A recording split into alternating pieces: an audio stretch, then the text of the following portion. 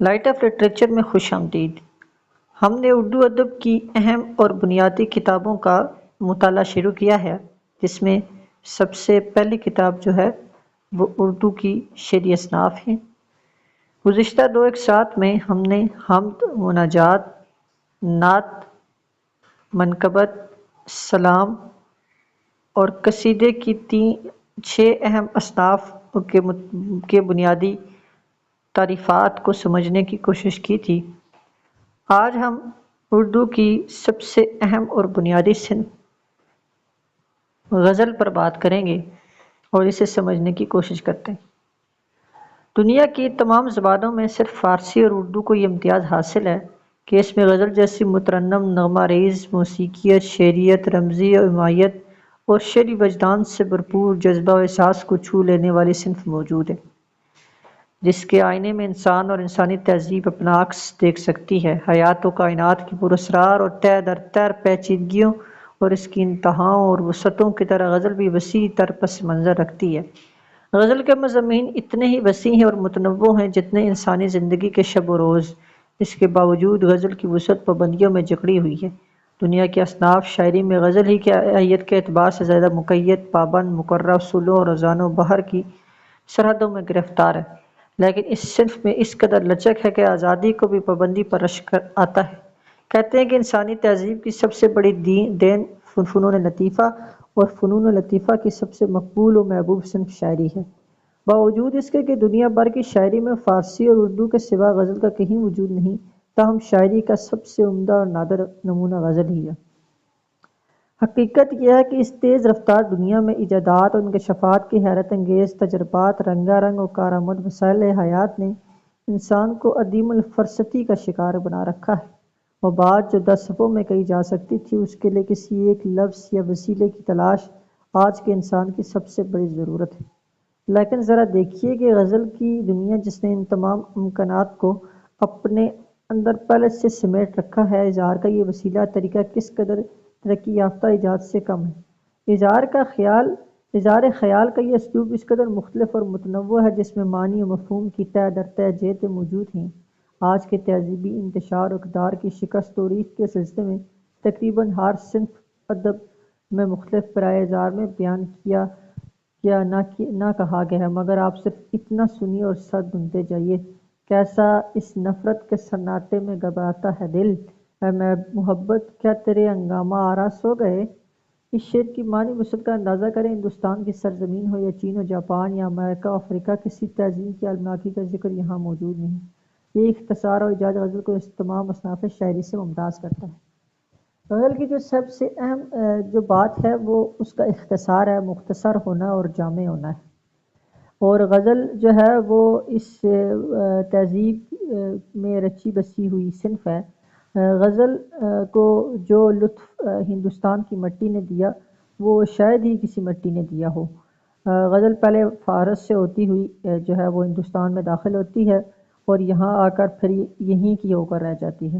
اور غزل جب سے اردو ادب موجود ہے، آج تک غزل کا ایک رعب اور دبدبہ جو ہے وہ جاری ہے، کیونکہ یہ ایک تہذیبی سرگرمی ہے، لہذا مشاعروں میں، لہذا ہر دوسرا شاعر آپ دیکھتے ہیں وہ غزل کہہ رہا ہوتا ہے۔ تو غزل جو ہے وہ یہاں کی جو تہذیب کی صنف ہے۔ غزل اپنی تمام تر خصوصیات اور مقبولیت کے اوصاف کے باوجود گاہے بگاہے طنز و تنقید کا نشانہ بنتی رہی۔ غزل کے موضوعات، اسالیب، لفظیات اور رزق خیالی کو متون کیا گیا، اس کے باوجود ہر عہد میں غزل سرائی ہوتی رہی۔ اس کا جادو لوگوں کے سر چڑھ کر بولتا ہے۔ اردو شاعری کے ذخیرے کو دیکھیں تو 75% غزل ہی نظر آئے گی۔ سوال یہ ہے کہ غزل کو صرف یہ کہہ کر کیوں مسترد کر سکتے ہیں کہ اس میں عشق و معاشقے کے سوا کچھ نہیں، لیکن اگر ہے بھی تو برا کیا ہے؟ عشق ہی تو تہذیب و تمدن کی ابتدا ہے، عشق ہی سے تو انسانیت کی داغ پھیل پڑتی ہے، عشق کے سہارے ہی تو دنیا کا کاروبار چل رہا ہے۔ اب اگر عشق کے پہلو جنس کو صرف لے لیا جائے تو اس میں غزل کا کیا قصور؟ عشق تو ایک ہمہ جہت تصور ہے۔ سوال یہ ہے کہ اس حقیقت کے کون سے رخ پر آپ کی نظر ہے، اور اگر صرف غزل ہی کو آپ نے عشق سمجھ لیا تو کیا یہ انسان کی زندگی کی بڑی حقیقت نہیں؟ لیکن اس حقیقت کے باوجود رقیق اور مبتذل خیالات و تصورات کو بھی نازیبا کا سمجھتے ہیں۔ اس حد تک یہ اعتراض صحیح ہے، مگر کلیتاً اردو غزل میں ایسا نہیں ہے، اس لیے یہ بحیثیت مجموعی غزل پر یہ اعتراض صادق نہیں آتا۔ بعض اصحاب نظر غزل میں مضامین کی مماثلت کی مذمت کرتے ہیں اور اسے زلف و رخ سے زیادہ نہیں سمجھتے، مگر یہاں ہم باور کرانا چاہتے ہیں کہ غزل میں زلف و رخ بھی ہے، مگر اس کے علاوہ اور بھی بہت کچھ ہے۔ زندگی کا کون سا ایسا موضوع ہے جو غزل میں نہیں؟ ایک عام مفروضہ یہ ہے کہ چونکہ اردو غزل فارسی سے آئی ہے، لہٰذا غزل کے ساتھ ساتھ فارسی شاعری کے نظریات، افکار، تصورات و خیالات بھی آئے ہیں۔ فارسی غزل کو محض عشق و عاشقی اور تصوف پر کہا جاتا ہے، اس لیے مناسب معلوم ہوتا ہے کہ ہم یہاں فارسی اور اردو غزلوں کا اشاعت ذکر کریں جس سے قاری خود مضامین کی نوعیت کے ساتھ غزل کی حقیقت و ماہیت کو سمجھ سکے۔ غزل کے حوالے سے یہ بات مشہور ہے کہ یہ عشق و عاشقی کی شاعری ہے، یعنی اس میں صرف جو ہے وہ لب و رخسار تک کی بات محدود رہتی ہے، لیکن یہ بات قابل قبول نہیں ہے کیونکہ غزل جو ہے وہ بے پناہ موضوعات کو اپنے اندر سمیٹ رہی ہے، اور آج کا جو یہ جدید دور ہے اس میں بھی جو غزل لکھی جا رہی ہے وہ بھی اس جو معاشرہ ہے اس کے تقاضوں کے مطابق ہے۔ بلی دکنی نے کہا تھا نا کہ رائے مضمون تازہ بند نہیں، تا قیامت کھلا ہے باب سخن۔ تو جو وہ نیا مضمون ہے یہ تا قیامت غزل تک چلتا رہے گا۔ اب یہاں کچھ اشعار دیکھ لیں۔ آسائش دو گیتی تفسیر این دو حرف است، با دوستاں تلطف با دشمناں مدارہ۔ اسی طرح آزاد کا ایک شعر ہے، مردہ شد زندہ کے نہ شد باد و شاد آمد، زندہ شد مردہ کے با نالہ و فریاد آمد۔ اب دیکھیں اس میں زندگی کی جو حقیقت ہے اس کو بیان کیا جا رہا ہے، اور انسان کا مرنا اور انسان کا جینا وہ بیان کیا جا رہا ہے۔ اسی طرح آپ چلتے چلے جائیں آگے جو ہے وہ غالب تک، شنیدہ ہے کہ با آتش نہ سوخت ابراہیم، ببی کے بے شرر و شعلہ می توانم سوخت۔ اب یہاں بھی آپ دیکھیں کہ وہ جو ابراہیم کا آتش میں چھلانگ لگانا ہے، اور جو شعلہ و شرر سے جو چیزوں کا ابھرنا ہے، یہ تمام چیزیں اب غزل میں موجود ہیں۔ فارسی غزلوں کے ان اشعار سے اندازہ ہوتا ہے کہ فارسی میں محض عشق و عاشقی نہیں بلکہ حیات و کائنات کے بے شمار مسائل موجود ہیں۔ اب یہ دیکھیں کہ جو فارسی کی شاعری یہاں تک پہنچتی ہے اقبال تک بھی، تو اس میں بھی جو حیات و کائنات کے بے پناہ موضوعات ہیں ان پر غزل بات کرتی ہوئی نظر آتی ہے۔ یہ تو مات چند مثالیں ہیں، اگر فارسی دواوین اور کلیات میں سے ایسے اشعار کی تلاش کر لیا جائے تو بے شمار اشعار نکال لیے جائیں گے۔ فارسی کی طرح اردو میں بھی ایسے اشعار کی کمی نہیں ہے۔ اب یہ ولی سے شروع کرتے ہیں کہ زندگی جام عیش ہے لیکن فائدہ کیا اگر مدام نہیں، پھر آگے چلتے چلے جائیں، اور میر کہتا ہے کہ کہا میں نے گل کا ہے کتنا ثبات، کلی نے سن کر تبسم کیا۔ آگے آپ دیکھتے چلے جائیں گے، بے شمار اشعار ہیں سودا کے، میر کے، درد کے، قائم کے، یقین کے، تابہ، مصطفی، میر حسن، انشا، ذوق، مومن، غالب، ناسخ، آتش، شاد، امیر، مینائی، نذیر، یگانہ، جمیل مظہری، مجروح، جان نثار اختر وغیرہ۔ تو یہاں تک آپ دیکھتے ہیں کہ جو غزل ہے وہ مختلف موضوعات پر بات کرتی نظر آتی ہے۔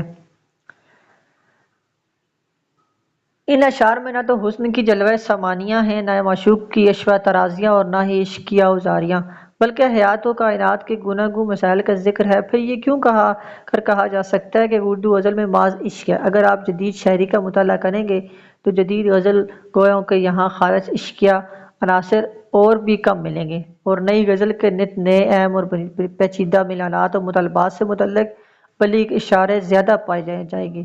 عشق بھی انسانی فطرت کا مطالعہ ہے، لیکن یہ پوری زندگی نہیں۔ بینہ غزل میں عشق ایک موضوع ہے مگر عشق ہی سب کچھ نہیں۔ اس سے پہلے کہ غزل کے مضامین و موضوعات کے سلسلے کی بات کی جائے، جدید غزل کے چند شعر دیکھیے۔ ہمارے گھر کی دیواروں پہ ناصر اداسی بال کھولے سو رہی ہے، مجھے دشمن سے اپنے عشق سا ہے، میں تنہا آدمی کی دوستی ہوں، میں بکھر جاؤں گا زنجیروں کی کڑیوں کی طرح، دشت میں گونجتی رہ جائے گی جنکار میری۔ اب یہ دیکھیں جو جدید شعر ہیں وہ کس طرح سے جدید معاشرے کی تصویر کشی ہمارے سامنے کر رہے ہیں۔ پروین شاکر کا شعر سنیں، میں سچ کہوں گی مگر پھر بھی ہار جاؤں گی، وہ جھوٹ بولے گا اور لاجواب کر دے گا۔ افتخار عارف کا شعر دیکھیں کہ میرے خدا مجھے اتنا تو معتبر کر دے، میں جس مکان میں رہتا ہوں اس کو کر دے۔ وہاب دانش کا شعر دیکھیں کہ جنگلوں میں گھومتے پھرتے ہیں شہروں کے فقیہ، کیا درختوں سے بھی چھن جائے گا عالم وجد کا۔ ان حوالوں سے غزل کی وسعت اور مضامین کا نوعیت کا اندازہ بخوبی ہو جاتا ہے کہ غزل میں عشق، معاملات و کیفیات و واردات عشق کے علاوہ انسانی زندگی کے مسائل، دنیا کی بے ثباتی، اہل دنیا کی کج روی، زمانے کے حالات، انفرادی و اجتماعی زندگی کے تجربات، تصوف و اخلاق، نفسیات، انسانی نفسیات کی اہم نکات، تمدن و معاشرت کے اصول وغیرہ تمام مضامین اس میں شامل ہیں۔ فراق کہتے ہیں، فراق گوری پوری کا قول ہے کہ غزل انتہاؤں کا ایک سلسلہ ہے، a series of climates، یعنی حیات و کائنات کے وہ مرکزی حقائق جو انسانی زندگی کو زیادہ سے زیادہ متاثر کرتے ہیں۔ تاثرات کی انہی انتہاؤں یا منتہاؤں کا مترنم خیالات و محسوسات بن جاتا ہے۔ مناسب ترین یا موزوں ترین الفاظ و انداز بیان میں ان کا صورت کا پکڑ لینا، اس کا نام غزل ہے۔ یہ آپ کی کتاب غزل کی ماہیت و خیت میں غزل کے متعلق ایک اہم چیز درج تھی۔ بہرکاف یہ تو غزل کے سلسلے میں چند وضاحتیں تھیں، مگر غزل کی صنف اور اس کے حقیقی اور ماہیت کو سمجھنے کی غزل کی تعریف اور اجزائے ترکیبی کو سمجھتے ہیں۔ سب سے پہلے یہ تو غزل کے متعلق کچھ اہم حقیقتیں تھیں جن کو بیان کیا گیا کہ غزل صرف عشق و عاشقی کی شاعری نہیں ہے، بلکہ غزل میں زندگی کے تمام موضوعات کے متعلق جو ہے وہ وسعت موجود ہے۔ اب غزل کی تعریف دیکھتے ہیں۔ غزل کی تعریف کرتے ہوئے اس غلط العام مفروضے کو دہرانا نہیں چاہتا کہ غزل دراصل حدیث بعض نے کردہ نثر غزل کا تصور غلط ہے۔ غزل دراصل مخصوص لفظیات و علامات کے ذریعے حسن و عشق، کیفیات، واردات عشق، اخلاق و تصوف، فلسفہ و حکمت، اسرار، رموز و حیات و کائنات کی یکتا کشائی اور زمانے کے حالات و قوائف پر بیان کرنے کا فن ہے، جس میں حاوی رجحان حسن و عشق کا ہے۔ غزل کی مخصوص لفظیات سے مراد یہ ہے کہ غزل تمام شعری اصناف میں نازک ترین صنف ہے جو نامانوس، ثقیل، ادق، بعید از فہم الفاظ کی متحمل نہیں ہو سکتی۔ غزل کے الفاظ نرم و شیریں، سادہ و دلکش اور موضوع کے اعتبار سے بلند آہنگ بھی ہو سکتے ہیں، مگر انداز میں والہانہ پن، بے ساختگی اور آمد کی کیفیت کے ساتھ ساتھ اصل وہ چیز ہے جس کی طرف غالب نے اشارہ کیا۔ ہر چند ہو مشاہدہ حق کی گفتگو بنتی نہیں بادہ و ساغر کیے بغیر۔ اب یہ کہہ رہے ہیں کہ جو غزل ہے وہ بہت جو ہے وہ باریک صنف ہے، یعنی غزل جو ہے وہ ہر ایک کا کام نہیں ہے، بلکہ اس کی جو نرم و شیری ہے، اس کی سادہ و دلکشی ہے، اس کی بلند آہنگی جو ہے، بے ساختگی، بے والہانہ پن، یہ تمام چیزیں کیفیات کے ساتھ نمودار ہونی چاہیے۔ غزل دراصل رمز و حمایت کا فن ہے۔ یہ دیکھیں رمز و حمایت کا فن ہے، یعنی یہ جو ہے وہ صاف چھپتے بھی نہیں، سامنے آتے بھی نہیں والی بات ہے کہ نہ تو بات پوری ہوگی اور واضح ہوگی اور نہ چھپی ہوئی ہوگی۔ تو غزل میں بھی کچھ اس طرح کی صورتحال ہے۔ غزل میں معنی وسعت داری علامتوں کے سبب پیدا ہوتی ہے۔ غزل میں براہ راست باتیں کرنے کا انداز کم ملے گا، یہاں باتیں پردے میں ہوتی ہے۔ یہ منزل فنکار کے بڑی کٹھن موجود ہے۔ ذرا سی لغزش سے شعر میں ابہام بھی پیدا ہو سکتا ہے اور فنکاری سے شعر میں معنی وسعت بھی پیدا ہو سکتی ہے۔ غزل کی چند مخصوص علامتیں مثلا ساقی، میخانہ اور اس کے لوازمات جیسے جنوں، زندہ، زنجیر، بہار و خزاں، گل و بلبل، آشیاں، صیاد، قفس، کارواں، جرس، منزل، دشت و چمن، مقتل، زلف و رخ، گیسو و ابر و در جانا، کوئے جانا، سنگ آستہ، محفل و انجمن، شمع و پروانہ، گردش دورہ، لیلی مجنوں، شیری فرہاد، کعبہ و بت خانہ، کفر و ایمان باز، شیخ و برہمن، رندی و سرمستی، ہوش و سرمستی، ہجر و وصال، حشر و قیامت، آدم و حوا اور ایسی بے شمار علامتیں جو ہیں وہ غزل کے سیاق و سباق میں موجود ہیں۔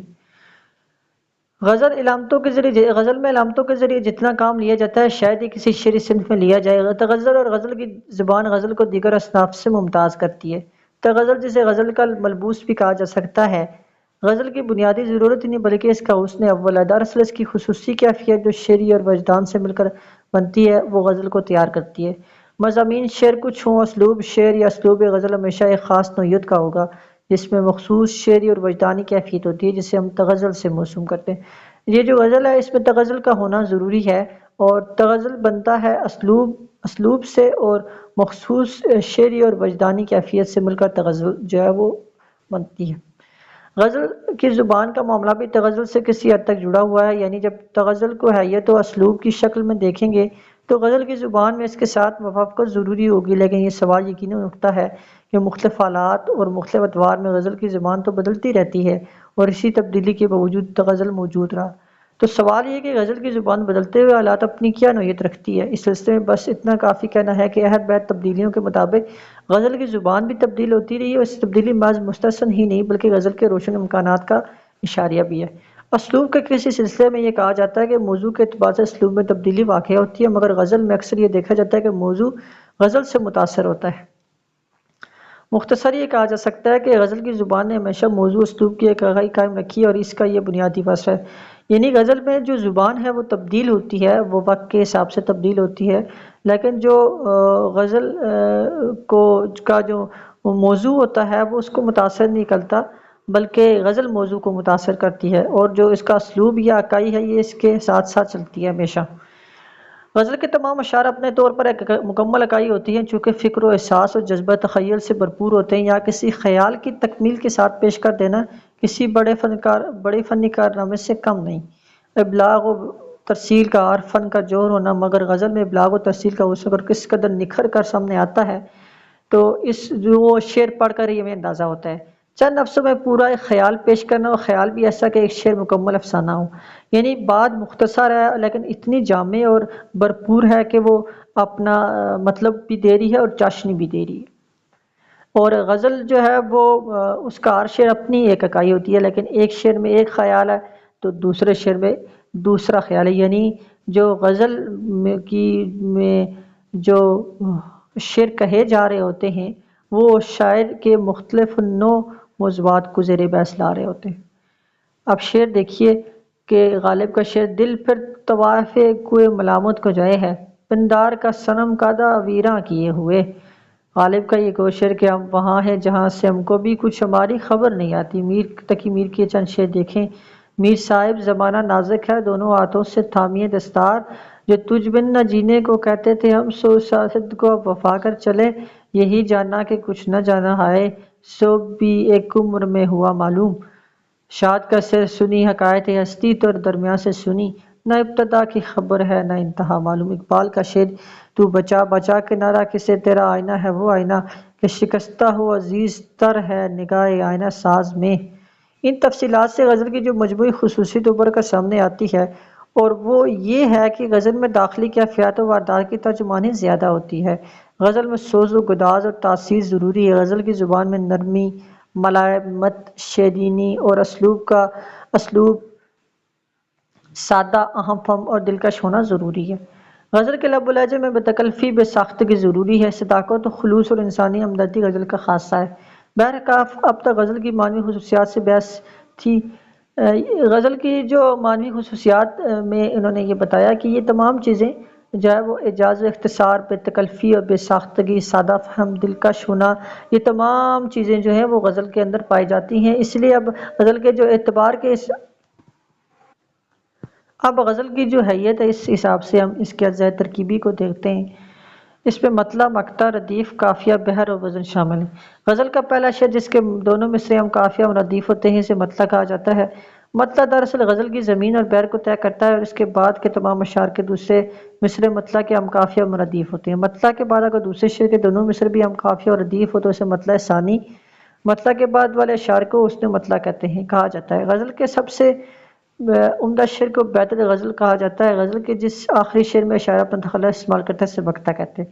غزل میں اشعار کی تعداد کم سے کم 5 ہوتی ہے۔ اسی طرح 2 غزلہ اور 6 غزلہ وجود میں آتے ہیں۔ غزل کے اشعار کی تعداد کے سلسلے میں مختلف خیالات ہیں، مگر اساتذہ یہ بھی کہتے ہیں کہ مجموعی طور پر غزل کے اشعار کی تعداد طاق ہو تو بہتر ہے۔ غزل میں قافیہ اور ردیف کی پابندی کا مطلب ہے کہ مطلع کے علاوہ غزل کے تمام اشعار کے آخری مصرے میں خاص لفظ، خواہ وہ اسم ہو یا فعل، مقرر آتا ہے، اسے ردیف، اور اس سے پہلے جو ہم وزن ہمانگ الفاظ مقرر آتے ہیں انہیں قافیہ کہا جاتا ہے۔ مثلا میر کا شعر فقیرانہ ہے صدا کر چلے میاں خوش رہو ہم دعا کر چلے، اس غزل کی ردیف کر چلے اور قوافی صدا اور دعا ہے۔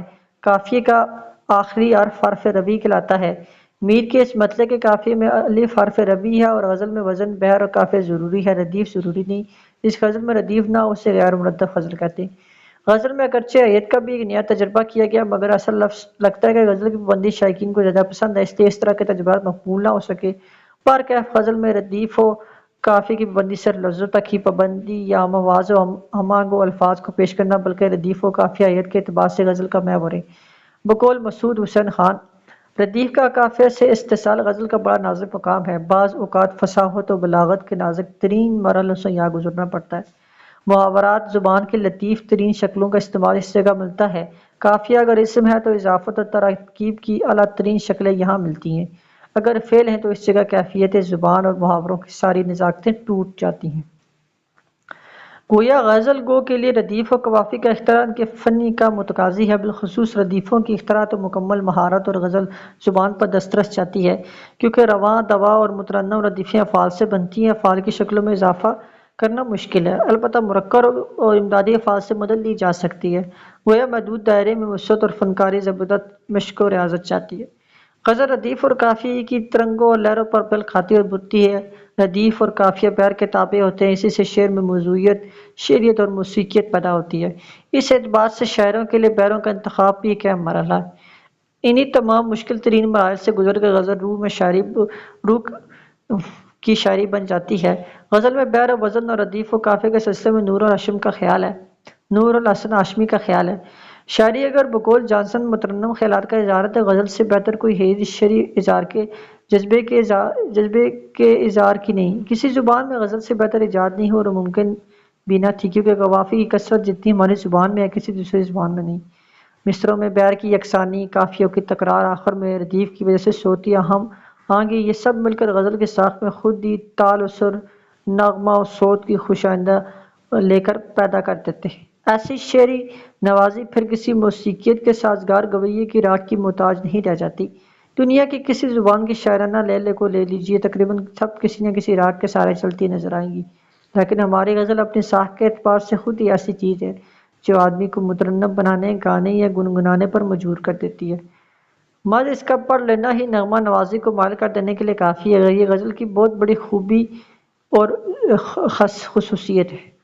غزل کی ایت کو اس بات سے یہ واضح ہو جاتی ہے کہ غزل کی ایت بھی اپنے چند امتیازی اوصاف کے سبب مقبول و محبوب رہی۔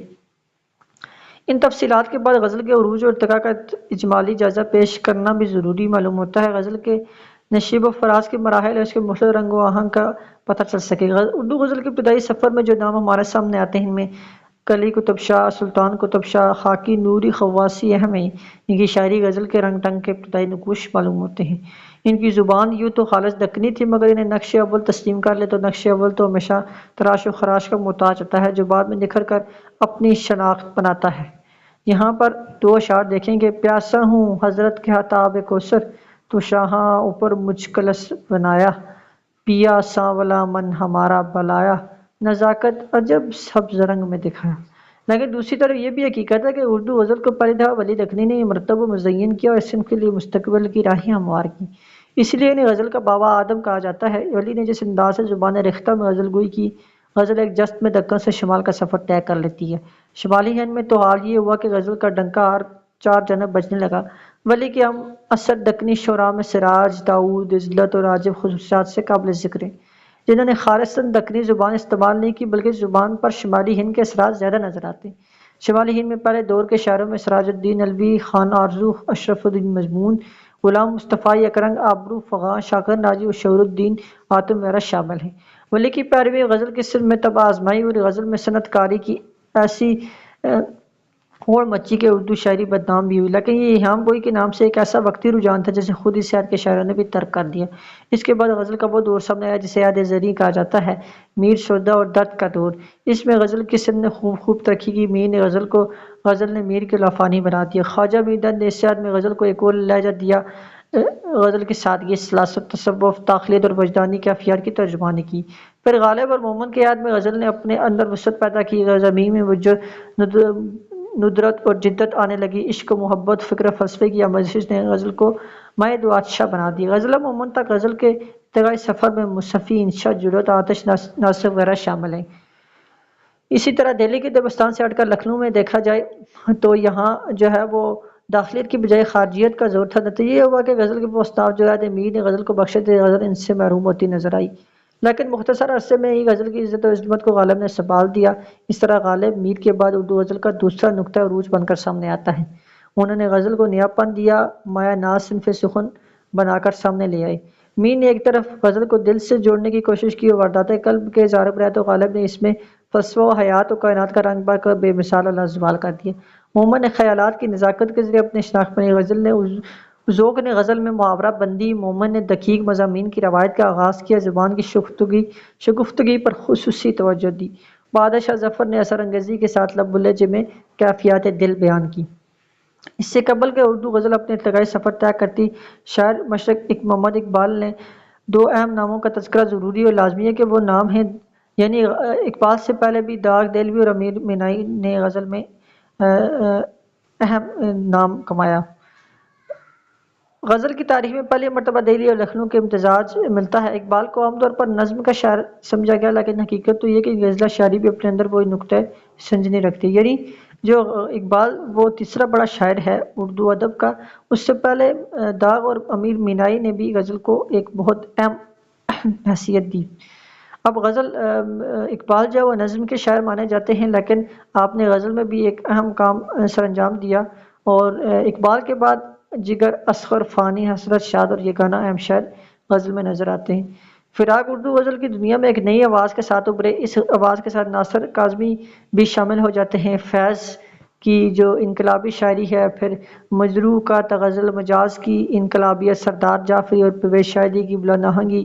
پھر 1960 کے بعد غزل کا لہجہ یکسر تبدیل ہوتا ہے اور یہ عہد نو کا تقاضوں کا استقبال کرتا ہے۔ ان میں حسن نعیم، شاذ تمکنت، منیر نیازی، احمد فراز، ظفر اقبال، شکیب جلالی، جون ایلیا بانی، مظہر امام شیر یار، مخمور سعیدی، سلطان اختر، صدیق محبوبی، عرفان صدیقی، حسنہ بشبیکر، باقر مادی، ثاقب فاروقی، مظفر حنفی، کشور نائک، پروین شاکر، وہاب دانش، افتخار عارف، پرکاش فکری اور بہت سے ایسے نئے نام اور نئے شعراء ہمیں غزل میں ابھرتے نظر آ رہے ہیں۔